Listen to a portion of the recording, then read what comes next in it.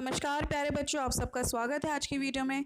बच्चों, आज हम डिस्कस करेंगे क्लास 9th की वर्कशीट नंबर 45, जिसमें हम डिस्कस करेंगे विभाज्य उत्तक के बारे में। जैसा कि आप सब जानते हैं कि लास्ट वर्कशीट में हमने विभाज्य उत्तक के बारे में देखा था, तो आज की वर्कशीट में हम उससे आगे पढ़ेंगे।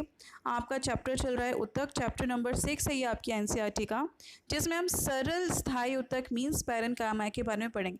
बट सरल स्थायी उत्तक क्या होते हैं, तो उससे पहले वो पढ़ लेते हैं। जैसे कि आप सब जानते हैं, लास्ट टाइम हमने पढ़ा था विभाज्य उत्तक। विभाज्य उत्तक जैसा कि उसका नाम बता रखा है, जो उत्तक विभाजित होते रहते हैं, निरंतर विभाजित होते रहते हैं। तो क्या वो ज़िंदगी भर विभाजित होते रहते हैं? और विभाजित होके होता क्या उनका?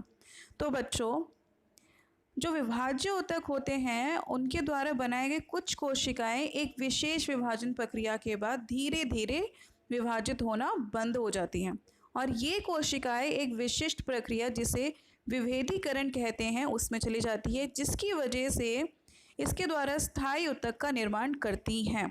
मतलब जो आपके मेरिस्मेटिक टिश्यू हैं वो स्थायी उत्तक मीन्स परमानेंट टिश्यू में चेंज हो जाएंगे। मेरिस्मेटिक टिश्यू विभाज्य उत्तक क्या बनेंगे? स्थायी उत्तक। तो ये जो विभाज्य उत्तक होते हैं ये पहले डिवाइड होंगे, कुछ टाइम तक डिवाइड होंगे, उसके बाद वो डिवाइड होना रुक जाएंगे। किसी कोशिका को विशिष्ट कार्य करने के लिए स्थायी रूप से आकार लेने की क्रिया विभेदीकरण कहलाती है। मतलब उन्होंने जो कोशिकाएं बनाई विभाजित होने के बाद, तो वो विभाजित होने के बाद वो कुछ समूह बनाएगा कि उस कोशिकाओं के समूह को ये कार्य करना है, तो वो कार्य करने के लिए वो उसका आकार लेंगी, ठीक है, और उस क्रिया को करेंगे, और यही इसका कहलाता है विभेदीकरण, जिसके कारण एक सामान्य कोशिका अलग अलग आकार आकृति पाकर अलग कार्य करने के लिए उत्तक निर्माण करती है, और इस प्रकार पादपों में स्थायी उत्तक का निर्माण होता है। मतलब जो आपके विभाज्य उत्तक है, कुछ समय बाद उनकी जब विभाजन रुक जाता है तो वो स्थायी उत्तक बन जाते हैं। और बच्चों, स्थायी उत्तक हमारे दो प्रकार के होते हैं, सरल स्थायी उत्तक और जटिल स्थायी उत्तक। सरल, और जैसे कि नाम बता रहा है सरल, तो इसमें एक ही प्रकार की कोशिकाएं सम्मिलित होंगी, और जटिल है तो एक से ज़्यादा प्रकार मतलब विभिन्न प्रकार की कोशिकाएं होंगी। बच्चों, सरल स्थायी उत्तक जो होते हैं वो 3 प्रकार के होते हैं, पैरेनकाइमा, कॉलेनकाइमा, स्क्लेरेनकाइमा। तो बच्चों, पैरेनकाइमा क्या है? पैरेनकाइमा की कुछ विशेषता ये हैं। सबसे पहले विशेषता है, पैरेनकाइमा जो है यह पौधों में आधार्य पैकिंग का काम करता है, तो इसलिए इससे पैकिंग उत्तक भी कहा जाता है। पैरेनकाइमा की कोशिकाएं अक्सर पत्तियों की अंदरूनी सतह, तने और जड़ों के भराव में पाई जाती हैं। इनकी कोशिकाएं हमेशा क्या होती हैं? जीवित होती हैं, और कोशिकाएं भित्ति पतली होती है।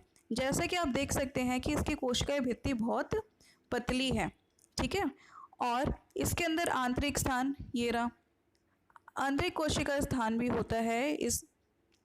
इसकी कोशिकाएं बंधन मुक्त होती हैं, और इनके मध्य काफ़ी रिक्त स्थान होता है। पैरेनकाइमा पौधे का आकार प्रदान करती हैं। इनकी कोशिकाओं में बड़ी राजधानियाँ होती हैं जो जल और भोजन को एकत्रित करती हैं।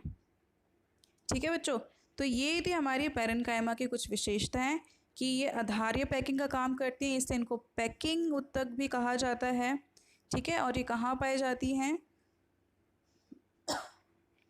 ये अंदरूनी सतह, पत्तियों के अंदरूनी सतह, तने और जड़ों के भराव में पाई जाती हैं, और ये जीवित होती हैं। ये इनकी जो भित्ति होती है पतली होती है, और इनके अंदर क्या होता है? स्थान होता है, अंतर कोशिका स्थान होता है। पैरेनकाइमा पौधों को आधार देने प्रदान करती है। इनकी कोशिकाओं में बड़ी राजधानियाँ होती हैं जो जल और भोजन को एकत्रित करती हैं। अब इसके बाद है पैरेनकाइमा के प्रकार।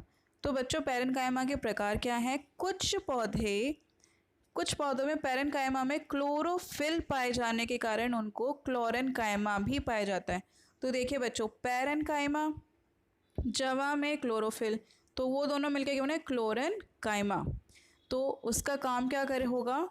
क्लोरेनकाइमा में प्रकाश संश्लेषण की क्रिया संपन्न होती है, क्योंकि क्लोरोफिल का आपका कार्य ये होता है कि प्रकाश संश्लेषण की प्रक्रिया करता है, तो क्लोरन कायमा क्या करेगा, प्रकाश संश्लेषण क्रिया संपन्न करेगा। और जलीय पौधों में पैरेन्काइमा को एरेन्काइमा कहा जाता है, क्योंकि आपने देखा होगा जो भी पौधे जल में होते हैं, कई पौधे जल की सतह पे तैर रहे होते हैं और कई पौधे जल के नीचे होते हैं। तो जो सतह पे तैर रहे होते हैं, कोई भी चीज़ आसानी से पानी पे नहीं तैरती है, तो उसमें क्या विशेषता है, उनकी कोशिकाओं के बीच हवा की बड़ी गुहिकाएँ होती हैं, इसके लिए इससे जलीय पौधे हल्के और जल पर तैर सकते हैं। तो बच्चों ये बहुत इंपॉर्टेंट है एरेन्काइमा, इसलिए क्योंकि एयर स्पेसेस होते हैं, एयर स्पेसेस वाले पैरेन्काइमा को हम एरेन्काइमा के नाम दे सकते हैं। और इसका मेन काम क्या है कि ये हेल्प करता है प्लांट्स को पानी पे फ्लोट करने के लिए। तो चलिए आगे देखते हैं। अब है पादपों में स्थायी ऊतक कितने प्रकार के होते हैं, उनके नाम लिखने हैं। तो बच्चों पादपों में स्थायी ऊतक हमारे होते हैं दो प्रकार के, सरल स्थायी ऊतक और जटिल स्थायी ऊतक। तो आपको इन दोनों के नाम लिखने हैं और आपको बताना है कि स्थायी ऊतक कितने प्रकार के होते हैं। अब उसके बाद नेक्स्ट है विभेदीकरण क्रिया किसे कहते हैं। तो बच्चों हमने अभी पढ़ा था वीडियो के स्टार्टिंग में कि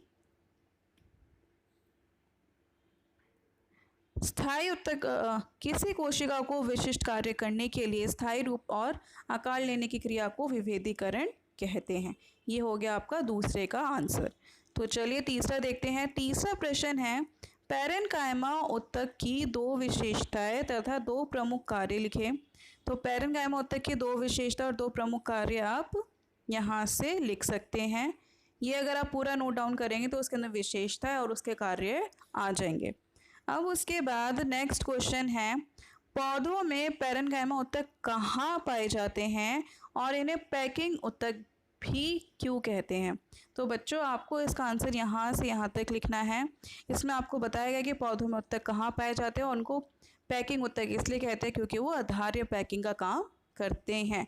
तो बच्चों ये थी हमारी आज की छोटी सी वर्कशीट नंबर 45, जो कि आपकी साइंस की वर्कशीट थी, जिसमें हमने आज पैरेन्काइमा ऊतक के बारे में पढ़ा, सरल स्थायी ऊतक के बारे में पढ़ा, विभाज्य ऊतक के बारे में भी पढ़ा। Thank you so much for watching this video. आशा करते हैं आपको वीडियो समझ आई होगी। Thank you.